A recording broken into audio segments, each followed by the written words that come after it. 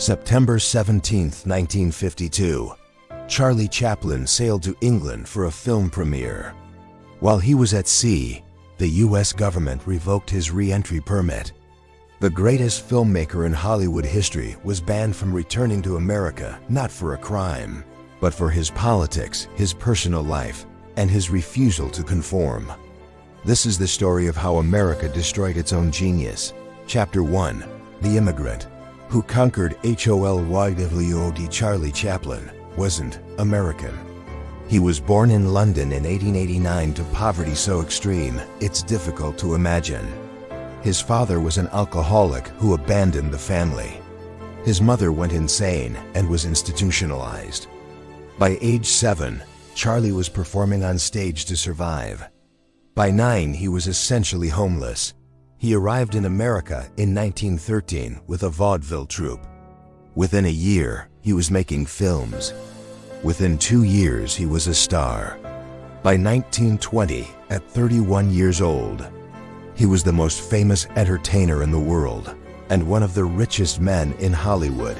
Chaplin created the tramp, the character in the bowler hat, baggy pants, and cane, who became an international icon. His films were silent but universal. His comedy transcended language, culture, and borders. He was beloved by millions, including in Soviet Russia, which should have been a warning of problems to come. But Chaplin never became an American citizen. He remained British, claiming he didn't need citizenship because he was an artist, not a politician. This decision would eventually destroy him. He also never quite fit into Hollywood society. He was intellectual, political, and unwilling to play the game. While other stars attended conservative rallies and supported mainstream causes, Chaplin questioned capitalism, spoke about workers' rights, and refused to declare loyalty to any political party. By the 1940s, America was changing. The Cold War was beginning. Fear of communism was spreading. And Charlie Chaplin, wealthy, famous, and stubbornly independent, was about to become a target. Chapter 2. The FBI file that grew for decades. Edgar Hoover, director of the FBI, began monitoring Charlie Chaplin in the 1920s. The surveillance would continue for over 30 years, eventually producing a file of nearly 2,000 pages. What had Chaplin done to warrant this attention? He'd spoken at political rallies. He'd advocated for opening a second front in World War II to help the Soviet Union. He'd given speeches about economic inequality. He'd refused to explicitly denounce communism when asked. The FBI couldn't prove Chaplin was a communist. They tried. Agents followed him, tapped his phones, interviewed his associates, searched for any evidence that he was a party member or a Soviet agent. They found nothing concrete. But they kept investigating anyway because Hoover believed Chaplin was dangerous, not because of what he'd done, but because of what he represented. Chaplin represented independent thought. He was wealthy but criticized capitalism. He was famous but rejected American exceptionalism. He was influential but wouldn't be controlled. In the emerging Cold War paranoia, this made him a threat. The FBI file documented everything: Chaplin's political speeches, his romantic relationships, his finances, his friendships. They noted everyone who visited his house. They recorded rumors and gossip as if they were evidence. They built a case not based on crimes, but on suspicions and associations. Chapter 3. The scandals they weaponized. Chaplin's personal life gave his enemies ammunition. He'd been married 4 times, always to much younger women. His second wife was 16 when they married. He was 35. His third wife was 18. He was 47. His fourth wife, Una O'Neill, was 18 when they married. He was 50-4. In 1943, a woman named Joan Barry accused Chaplin of fathering her child. Chaplin denied it. Blood tests proved he wasn't the father, but California courts in the 1940s didn't accept blood test evidence. A jury ordered Chaplin to pay child support anyway. The trial was a media circus. Prosecutors painted Chaplin as a moral degenerate who preyed on young women. His political views were introduced as character evidence. The FBI leaked information from their file to journalists. Conservative newspapers ran editorials calling Chaplin a threat to American values. The verdict didn't matter. Chaplin had been convicted in the court of public opinion. He was a wealthy immigrant who married teenagers, associated with suspected communists, and criticized American capitalism. In Cold War America, this was unforgivable. Religious groups called for boycotts of his films. American Legion posts picketed theaters showing his movies. Politicians gave speeches denouncing him. And the FBI continued building their file, waiting for the right moment to strike. Chapter 4, the film that sealed his fate, in 1947. Chaplin released Monsieur Verdoux, a dark comedy about a man who murders wealthy women for their money. The film was a critique of capitalism, and war. Verdoux's defense is that he's killed a few people while wars kill millions. Yet society condemns him and celebrates war. American audiences hated it. Critics called it communist propaganda. The American Legion organized protests. Some theaters refused to show it. Chaplin had misjudged how much America had changed. The country that had loved the tramp had no patience for political satire that questioned American values. Then, in 1952, Chaplin made his final American film, Limelight. It was a bittersweet story about an aging performer trying to find relevance in a changing world. It wasn't political. It was personal, Chaplin reflecting on his own life and mortality. But timing was everything. Limelight was released during the height of McCarthyism. The House Un-American Activities Committee was investigating Hollywood. Suspected communists were being blacklisted. Anyone who'd ever attended a left-wing rally or spoken at a labor meeting was suspect. Chaplin had done both. He'd spoken at rallies. He'd supported progressive causes. He'd refused to testify before WEC, claiming his British citizenship exempted him. This refusal infuriated his enemies. If Chaplin wouldn't defend himself, they'd destroy him. Chapter 5, the voyage that became permanent exile in September 1952. Chaplin and his family sailed to England for the European premiere of Limelight. It was supposed to be a brief trip, a few weeks, maybe a month. Chaplin had no intention of leaving America permanently. Despite everything, this was still his home. But while Chaplin was at sea, Attorney General James McGranary held a press conference. He announced that Chaplin's re-entry permit had been revoked. If Chaplin wanted to return to the United States, he'd have to appear before immigration officials and prove his moral worth. The statement was carefully worded, but clear. Chaplin was accused of having communist sympathies and moral turpitude. He would be required to answer questions about his political beliefs, his associations, and his personal life. Only if immigration officials were satisfied with his answers would he be allowed back into the country he'd lived in for 40 years. Chaplin was 63 years old. He'd created some of cinema's greatest works. He'd entertained hundreds of millions of people. He'd built a life in America. And now he was being told he had to prove he deserved to return, not because he'd committed a crime, but because the government disapproved of his politics and personal life. Chaplin made a decision immediately. He wouldn't return. He wouldn't submit to interrogation.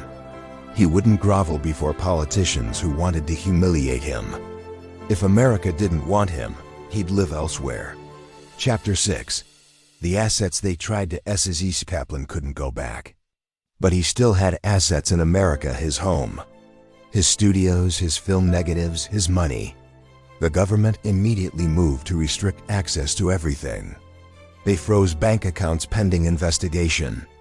They suggested his property might be seized under various pretexts. Una Chaplin, his wife, returned to America alone to handle the situation. She was 27 years old, dealing with government agencies, hostile media, and complex financial issues while caring for their young children. The stress was enormous. She managed to liquidate most of Chaplin's American assets and transfer the money overseas. She retrieved the film negatives, the masters of Chaplin's greatest works, before they could be seized. And she closed up their Beverly Hills mansion, knowing they'd never live there again. The government watched every move. FBI agents followed Una. Her phone was tapped. Her mail was opened. They were looking for any excuse to claim Chaplin was evading taxes or hiding assets illegally. They found nothing because everything Una did was legal. But the harassment continued anyway. Conservative media celebrated Chaplin's exile. Editorials praised the government for finally dealing with the communist sympathizer. Some suggested Chaplin should be prosecuted for un-American activities. Others called for his films to be banned entirely. Chaplin's response was dignified silence. He settled in Switzerland with his family. He'd never speak publicly about the details of his exile. He'd never reveal the full extent of the government surveillance. He'd simply build a new life and continue making films. Chapter 7. The letters that revealed the TRU over the years. Various government files were declassified through Freedom of Information Act requests. The FBI file on Chaplin was released in pieces, revealing the extent of the surveillance and the pettiness of the accusations. Agents had monitored Chaplin's donations to political causes. They'd investigated his friendships with suspected communists, including people who were later proven to have no communist ties. They documented rumors about his sex life as if they were national security concerns. But the most damning documents were internal FBI memos, showing that Hoover knew they had no real evidence against Chaplin. Agents repeatedly reported that Chaplin wasn't a communist, wasn't a spy, wasn't engaged in any illegal activities. Hoover's response was always the same: keep investigating. The surveillance was punitive, not investigative. It was designed to harass and intimidate, not to uncover crimes. Hoover wanted Chaplin gone, and he used the FBI's resources to make it happen. Letters between State Department officials show similar attitudes. They discussed ways to prevent Chaplin's return without explicitly banning him. They wanted him gone but didn't want to face the bad publicity of an outright deportation. So they created bureaucratic obstacles and let public pressure do the rest. Chapter 8. The Hollywood. That abandoned HIM. The most painful betrayal came from Hollywood itself. Chaplin had co-founded United Artists Studio. He'd mentored countless filmmakers. He'd elevated cinema from entertainment to art. And when the government exiled him, Hollywood stayed silent. No major stars defended him publicly. No studio executives spoke up. The Directors Guild, which Chaplin had helped establish, said nothing. His former collaborators avoided mentioning his name. Hollywood had decided that defending Chaplin was too risky. There were quiet supporters. Some friends visited him in Switzerland. A few filmmakers privately expressed outrage. But publicly, Hollywood treated Chaplin as if he'd never existed. His films were rarely shown. His contributions were downplayed. He became a non-person while still alive. This wasn't just cowardice. It was complicity. Hollywood had participated in the blacklist, the loyalty oaths, the persecution of suspected communists. They'd destroyed careers based on accusations and associations. Chaplin was just another casualty, more famous than most, but treated no differently. The irony was painful. Chaplin had helped create the Hollywood system. He'd made films that defined cinema. He'd brought legitimacy to an industry that had been considered lowbrow entertainment. And Hollywood repaid him by pretending he'd never existed. Chapter 9. The Exile. That lasted 20 years. Chaplin lived in Switzerland for 20 years. He made 2 more films, A King in New York in 1957, a bitter comedy about American Cold War paranoia, and A Countess from Hong Kong in 1967. His final work. Neither film was particularly successful, but that wasn't the point anymore.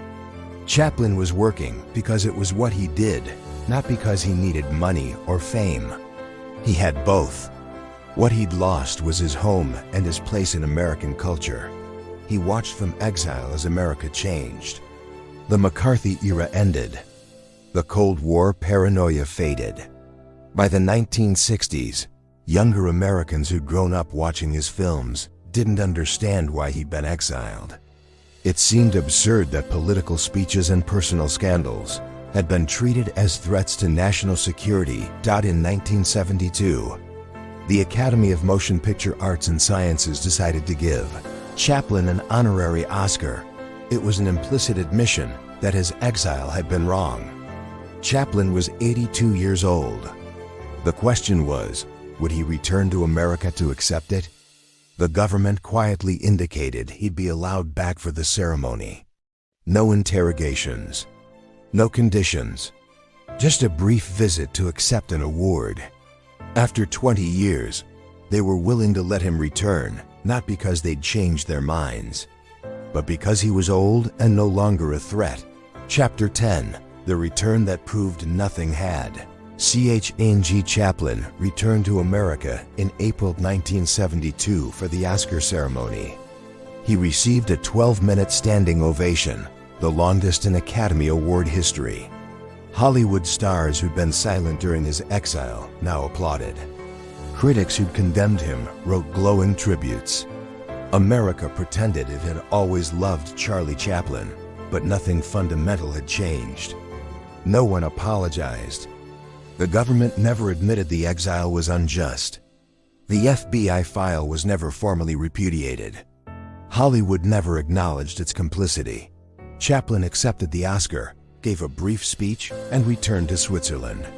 He'd never live in America again. He died in 1977 at 88.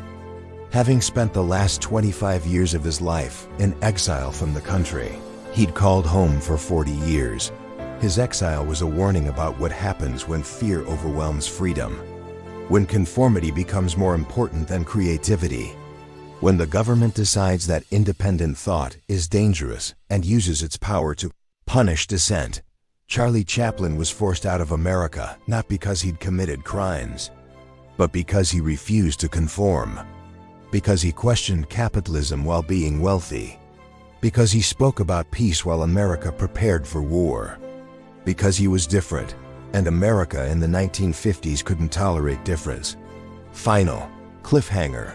In 1978, a year after Chaplin died, a researcher filing Freedom of Information requests received a heavily redacted FBI document. Most of the text was blacked out, but one paragraph remained visible. It was from a 1952 memo written by an FBI agent to J. Edgar Hoover. The agent had interviewed a State Department official involved in the decision to revoke Chaplin's re-entry permit. According to the agent's report, the official admitted that the government had no legal grounds to bar Chaplin from returning. The official said, "We know we're on shaky legal ground, but the Attorney General wants him gone, and we found a way to accomplish that without the publicity of a formal deportation. We're betting Chaplin's pride won't let him submit to interrogation, so he'll stay away voluntarily." The memo proves what many suspected. Chaplin's exile wasn't about national security or enforcing immigration law. It was a calculated strategy to remove someone the government considered troublesome, using bureaucratic manipulation instead of legal process. But there's more. The researcher continued filing requests. In 1983, another document was released, this one from 1951, a year before Chaplin's exile. It was a memo from the State Department to the FBI, marked confidential. The memo listed several prominent Hollywood figures the government was monitoring with interest. The list included names of actors, directors, and producers who'd been involved in progressive causes. Charlie Chaplin's name was at the top with a note, "High priority, seeking legal means of removal." They'd been planning to force him out for at least a year before it happened. The Joan Barry trial, the Limelight protests, the timing of his trip to England, Nothing was coincidental. It was orchestrated. Who else was on that list? Most of the names were redacted. Some became clear through subsequent releases: actors who were blacklisted, directors who couldn't work, writers who were forced to use pseudonyms. But some names remain hidden even now, protected by privacy laws or still classified for unknown reasons. Asterisk, how many others were quietly pushed out of Hollywood or America during that era? How many careers were destroyed not by lack of talent, but by government disapproval? How many artists chose exile over submission? Chaplin's case became public because he was too famous to disappear quietly. But the documents suggest he was part of a broader campaign to purge Hollywood of independent voices. A campaign that succeeded because most people were too afraid to resist. Charlie Chaplin was forced out of America in 1952, but the machinery that forced him out, the surveillance, the character assassination, the bureaucratic manipulation, had been operating for years before and continued long after. The exile of Charlie Chaplin wasn't an aberration. It was the visible tip of a system designed to punish anyone who refused to conform. And that system never really went away. It just became more subtle, more careful, harder to document. In 2016, more FBI files were released. Among them was a document from 1956, 4 years after Chaplin's exile. It was a status report on the Hollywood monitoring program. The report noted that the Chaplin case had been successful in demonstrating consequences for problematic individuals. It recommended continuing the program, but with improved discretion to avoid publicity. They'd learned from Chaplin's exile. Not that it was wrong, but that it should be done more quietly next time. Somewhere in still classified files are the names of others who were targeted. Artists who left Hollywood and never knew why their careers ended. Actors who were labeled difficult when they were really just being monitored. Directors who couldn't get financing for reasons nobody explained. Charlie Chaplin knew. He'd been on that list. He'd seen how the system worked. And he'd chosen exile over submission, knowing that others who weren't as famous, weren't as wealthy, wouldn't have that choice. They'd be destroyed quietly, and nobody would ever know why. That's the real story of why Charlie Chaplin was forced out of America. Not just his exile, but what it represented. A government willing to abuse its power. An industry willing to stay silent. And a system that continues to operate in the shadows, punishing anyone who refuses to conform.